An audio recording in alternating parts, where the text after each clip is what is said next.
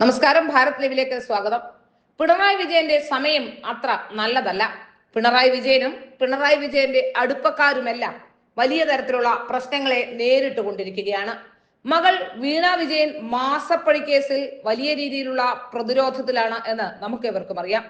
വീണ വിജയന്റെ മാസപ്പടി ഉൾപ്പെടെയുള്ള ക്ലിഫ് ഹൗസ് കഥകളുടെ രഹസ്യങ്ങൾ അറിയുന്ന ആൾ എബ്രഹാമിനെ കൈവിട്ടാൽ പണി പാളുകയും ചെയ്യും. മുഖ്യമന്ത്രിയുടെ എബ്രഹാം പിന്തുണയ്ക്ക് പിന്നിൽ ഇതാണ് കാരണമെന്നാണ് മനസ്സിലാക്കാൻ സാധിക്കുന്നത്. കിഫ്ബി സിഇഒ സ്ഥാനത്ത് നിന്നും സ്വയം വിരമിക്കില്ലെന്ന കെ എം എബ്രഹാമിന്റെ തുറന്നു പറച്ചിൽ മുഖ്യമന്ത്രിയുടെ അനുമതി നേടിയ ശേഷമാണ് എന്നാണ് ഇപ്പോൾ വരുന്ന സൂചന. അനധികൃത സ്വത്ത് സമ്പാദനത്തിലെ CBI അന്വേഷണത്തിൽ എബ്രഹാമിന് പൂർണ്ണ പിന്തുണയാണ് ഇപ്പോൾ പിണറായി നൽകുന്നത്.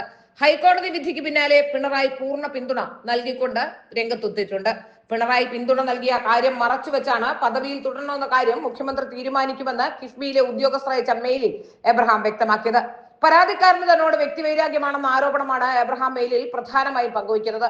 ക്രമക്കേട് നടത്തിയതിന് പരാതിക്കാരൻ ജോമോൻ പുത്തമ്പുരയ്ക്കലിനെതിരെ ധനകാര്യ സെക്രട്ടറിയായ കാലയളവിൽ താൻ നടപടിയെടുത്തതാണ് മുൻ വൈരാഗ്യത്തിന് കാരണമായി എബ്രഹാം ചൂണ്ടിക്കാണിക്കുന്നത്. എന്നാൽ മുൻ വൈരാഗ്യം കെ എം എബ്രഹാമിനാണെന്ന വസ്തുതകൾ നിരത്തി ജോമോൻ ഖണ്ഡിക്കുകയും ചെയ്യുന്നു.